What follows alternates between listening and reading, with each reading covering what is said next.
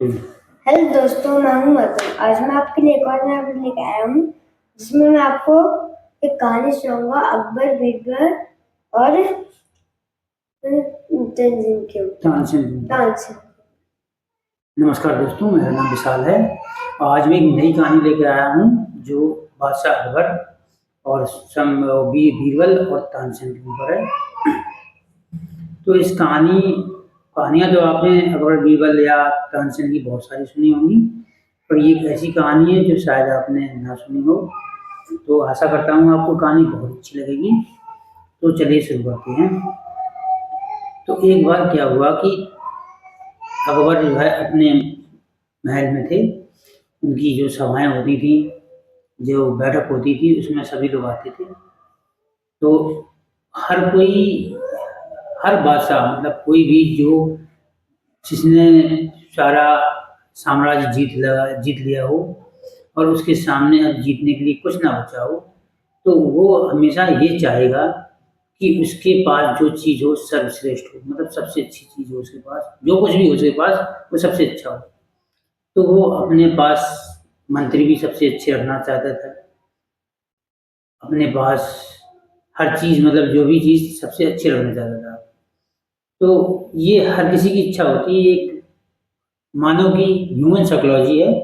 अगर उसके पास कुछ लेने के लिए नहीं है, वो सबसे बड़ा विजेता है, तो वो फिर यही चाहेगा कि जो भी कुछ भी है उसके पास सबसे अच्छा हो।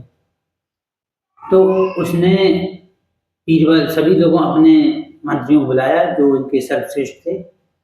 तो उनको वो उपाधि देना चाहता था कि सबको सम्मानित करना चाहता था। तो अब अकबर ने सबसे पहले बीरबल को सम्मानित किया। तो बीरबल को मैंने सर्वश्रेष्ठ मतलब बुद्धिमान व्यक्ति के रूप में सम्मानित किया। ऐसे ही जब और अपने और मंत्रियों को सम्मानित किया, उसके बाद लास्ट में नंबर आता है तानसेन का। जब ये उपाधि तानसेन को मतलब सर्वश्रेष्ठ गायक की उपाधि जब तानसेन को देने जा रहे थे, तो तानसेन ने उपाधि लेने से मना कर दिया। तो कोई सम्राट को अगर कोई चीज़ मतलब उसके कार्य के लिए आप रोक दो, तो वो एक जायज़ कारण पूछेगा, और जायज़ कारण उसे नहीं मिलता है तो उस पर क्रोधित होता है। कोई भी, ये सम्राट का कोई भी व्यक्ति हो, अगर उसी कार्य को आप मना कर रहे हैं तो एक जायज़ कारण होना चाहिए। अगर कारण जायज़ नहीं है तो उसे गुस्सा आएगा, सीधी-सी बात। तो फिर क्या हुआ, जैसे ही तानसेन ने मना किया कि मुझे सर्वश्रेष्ठ गायक की उपाधि मत दो, क्योंकि ये उपाधि लेने के लिए और भी लोग हैं, मैं सर्वश्रेष्ठ गायक नहीं हूँ। क्योंकि अब अकबर ने तानसेन के गानों को सुना था, उनके जादू, गाने के जादू को अपनी आँखों से देखा था।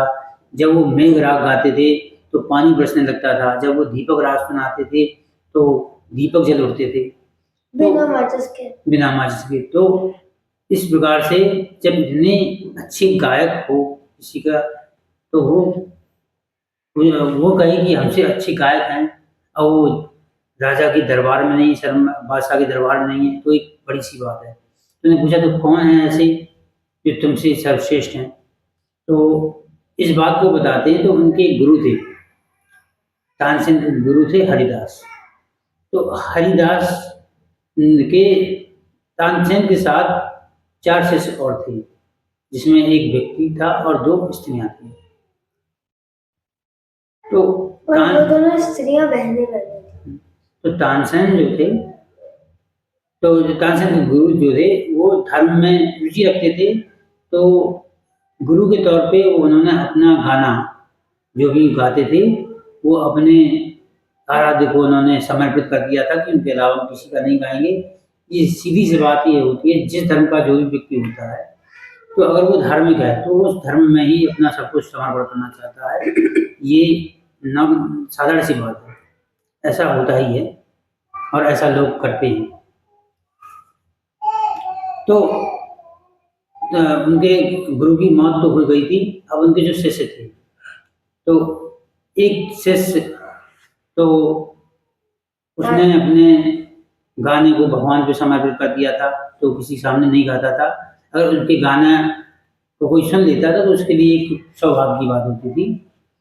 इसी प्रकार से ये 2 बहनें भी थीं, वो भी उन्होंने अपना गाना किसी को समर्पित कर दिया था, किसी दूसरे के लिए गाना नहीं गाती थीं। तो तानसेन के बताने पे बीरबल ने उन दोनों बहनों को आदेश भेजा कि आप हमारी महफ़िल में आएँ और गाना सुनाएँ। तो लोग पालकी लेके गए, तो उस समय जो आदेश होते थे, वो ऐसे आदेश होते थे कि या तो आप आदेश को स्वीकार कर लीजिए या आप मर जाइए। तो वहाँ सेना कुछ मंत्री अपनी सेना लेके बहुत अच्छे-अच्छे आभूषण, उनके परिवार के लिए कपड़े और बहुत ज़्यादा सोना-चांदी लेके आए और उनके परिवार को दे दिए। और उन दोनों बहनों से मिले, उनके लिए अच्छे कपड़े और 2 डोली लेके आ गए, जिनमें बैठ के उन्हें दरबार में जाना था।